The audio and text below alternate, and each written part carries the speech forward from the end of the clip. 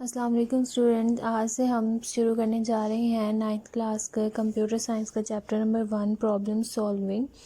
Problem solving में जो हमारे पास टॉपिक नंबर 1 है वो प्रॉब्लम सॉल्विंग स्टेप्स हैं। किसी भी प्रॉब्लम को सॉल्व करने के लिए जो स्टेप्स होते हैं हम उनको स्टडी करेंगे। प्रॉब्लम सॉल्व करने से पहले हमें लफ्ज़ प्रॉब्लम जो है उसका मतलब पता होना चाहिए। उर्दू में इसका मतलब है मसला।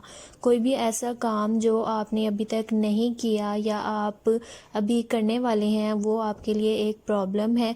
जैसे आपने पानी पीना है, ठीक है, पानी पीने के लिए जाना है तो अभी आपने पानी नहीं पिया तो ये आपके लिए एक प्रॉब्लम है जब तक आप पी ना लें, ठीक है। तो ये लफ्ज़ प्रॉब्लम को हमने मतलब समझ लिया। किसी भी प्रॉब्लम को सॉल्व करने के लिए हमें जो अप्रोच इस्तेमाल करनी होती है वो हमारे पास होती है सिस्टमैटिक अप्रोच। सिस्टमैटिक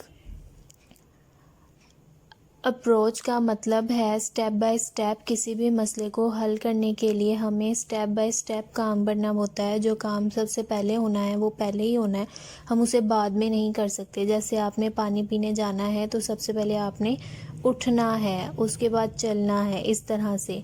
तो प्रॉब्लम सॉल्विंग स्टेप्स में सबसे पहला जो स्टेप होता है हमारे पास डिफाइनिंग अ प्रॉब्लम होता है। किसी भी प्रॉब्लम को सॉल्व करने से पहले हमें उसे डिफ़ाइन करना होता है। लफ्ज़ प्रॉब्लम को हम पहले डिफ़ाइन करेंगे, उसके बाद जब हम उसे डिफ़ाइन कर लेंगे तो अंडरस्टैंडिंग अ प्रॉब्लम, फिर हम मसले को समझेंगे। जब हम उसे समझ लेंगे, प्रॉब्लम को डिफ़ाइन कर लेंगे और फिर उसको अंडरस्टैंड कर लेंगे तो उसके बाद प्लानिंग अ सॉल्यूशन, हम उसका हल प्लान करेंगे। उसके बाद हमारे पास जो होता है वो होता है defining candid solution. Candid solution ऐसा सॉल्यूशन होता है जो बिल्कुल अनप्लान्ड होता है और हम गैस करके ही उसका सॉल्यूशन निकाल लेते हैं। उसके बाद इनको हम फर्दर स्टडी करेंगे डिटेल में। सबसे लास्ट स्टेप जो होता है वो सिलेक्टिंग द बेस्ट सॉल्यूशंस। बहुत सारे जो हमारे पास हल होते हैं, सॉल्यूशंस होते हैं, उसमें से सबसे बेस्ट वाला हम सिलेक्ट कर लेते हैं। ये हमारे पास 5 स्टेप्स होते हैं प्रॉब्लम सॉल्विंग स्टेप्स, जिनको हम बारी बारी स्टडी करेंगे। सबसे पहला स्टेप जो हमारे पास है वो डिफाइनिंग अ प्रॉब्लम। किसी भी प्रॉब्लम को डिफ़ाइन कैसे करते हैं, ठीक है। प्रॉब्लम क्या होती है, तो प्रॉब्लम जो होती है उसके अंदर 5 चीज़ें होती हैं। वेल डिफ़ाइंड प्रॉब्लम हमारे पास होती है जिसके अंदर नो एम्बिग्विटीज़ हो, कोई भी शक शुबे वाली बात ना हो।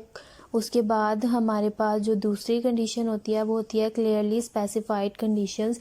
जितनी भी कंडीशंस हैं उनको वाज़ेह तौर पे बताया गया हो।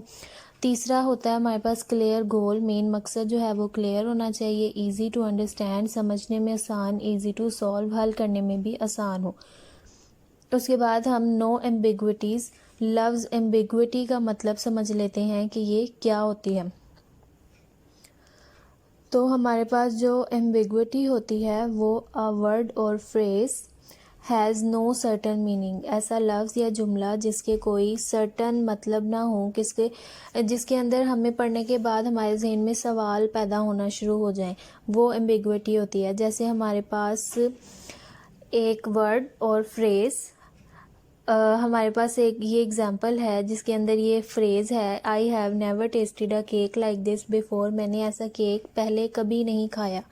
इस जुमले को पढ़ने के बाद हमारे जहन में सवाल पैदा होंगे, वॉज द केक गुड और बैड। जिस केक के बारे में बात की गई है क्या वो अच्छा था या बुरा था। इस तरह का जुमला इस्तेमाल करेंगे तो वो हमारे लिए प्रॉब्लम को समझना मुश्किल हो जाएगा। तो वेल डिफाइंड प्रॉब्लम क्या होती है, ऐसी प्रॉब्लम। अब हमने एम्बिग्विटी का मतलब समझ लिया, हम प्रॉब्लम को दोबारा से स्टडी कर लेते हैं। एम्बिग्विटी का मतलब आपको समझ आ गया होगा कि एक अच्छी प्रॉब्लम जो वेल डिफाइंड होती है उसके अंदर क्या होनी चाहिए, नो एम्बिग्विटीज़ होनी चाहिए, clear specified conditions, clear goal, उसका मकसद वाज़ेह होना चाहिए, easy to understand, easy to solve होनी चाहिए। ये हमारे पास एक प्रॉब्लम की डेफिनेशन है। अब हम एक एग्ज़ाम्पल देख लेते हैं।